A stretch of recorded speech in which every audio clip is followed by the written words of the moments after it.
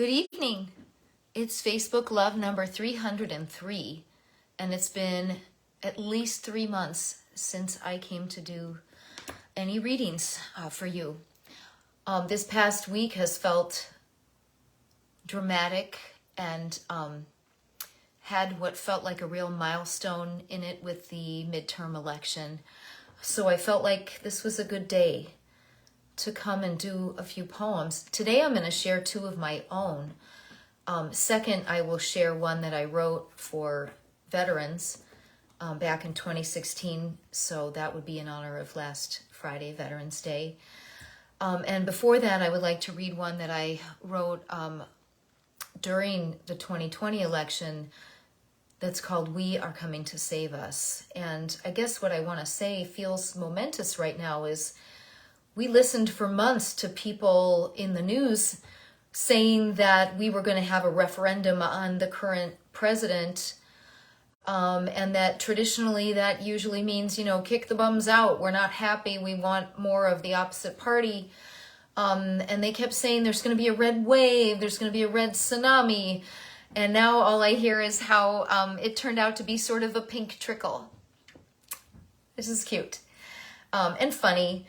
But what I really feel like we had, instead of a referendum on the current administration, what we had a referendum on was extremism.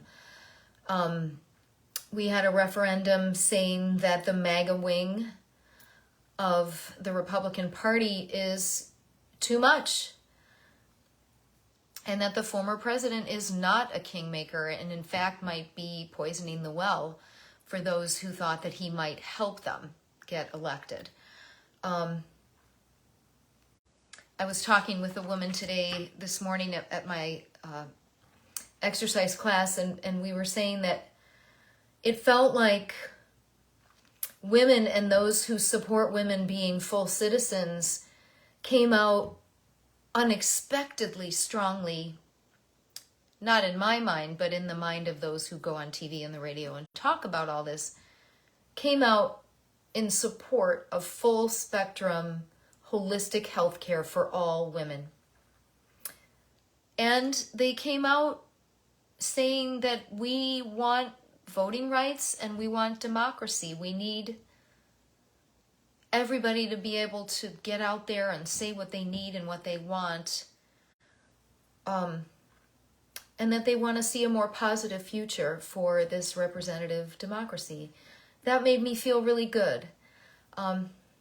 So my first poem today is one that I wrote. Let me look for the date here. I wrote it right after the election of 2020. I actually wrote it a month after the January 6th attack on our Capitol. This is in February 2021. I thought I'd written it anyway. This piece is called We Are Coming to Save Us. 2 feet walking alongside 2 more feet, 2 by 2, until the street fills to brimming, lockstep, praying with our hands raised in hope, with vision for radical love, for our union, our communion, because no one is coming to save us. No one. We do that.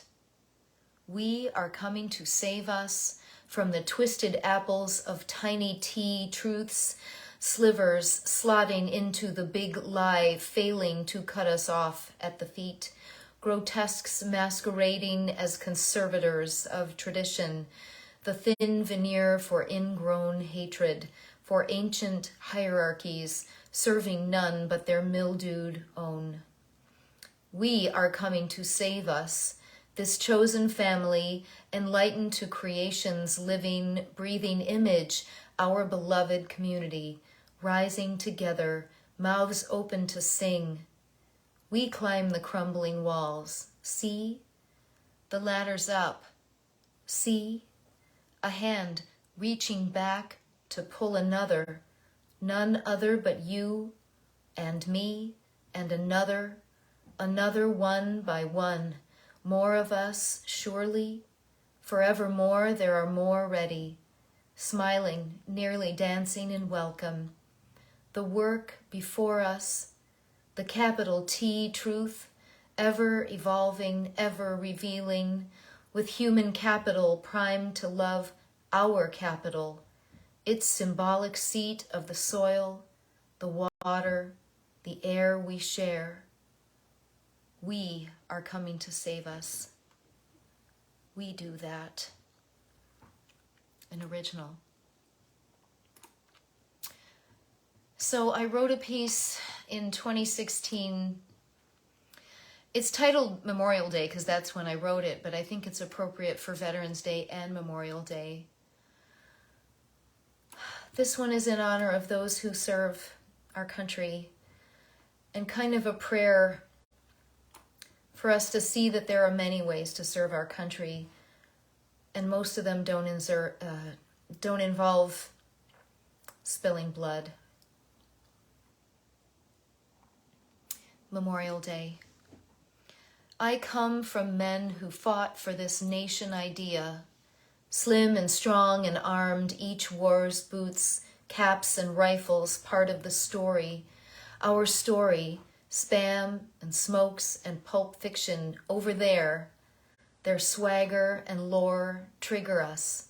Remember how very good it is here because of what they did, gave, shared, brought away and back, paused their lives or lost them. So proud we are to defend it. Idea of a nation, culture of freedom for each one within the whole fabric, made of ones strong and slim, giving some or all to buy it. We remember now. We should. Think of all the footsore, their rifles, caps, and packs hefted, ships, planes and jeeps bumping, bombing, stitching and mending when and where the fabric tore in two, to reclaim the mighty idea of this whole nation. But I'm hoping another hope, twisting my hands in prayerful pose, heart open to time to come, when we celebrate memorials so far past, hopeful not my son, nephew, niece, or grandchild will ever pause or give it all, armed to serve and slaughter for the idea. Hope instead to grow sturdy, wide-reaching branches to cover us so we can't help but hear, learn, create, do it a new way. Before threats uttered bring troops to soil, bombs to air, let our beautiful idea include freedom from fiery combat, from forced peace, short-lived and ever broken.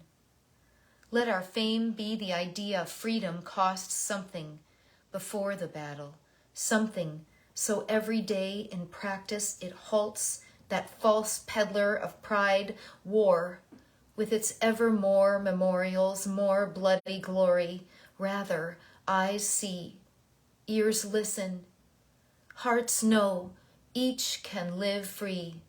Land, water, oil, sky, space are not to own, barter, and vanquish, not anymore. Memorialize then how we had an ancient idea of wars before, but no more. An original. This is Facebook Love number 303. I'll see you again when I feel it's time to share some more poems. Bye.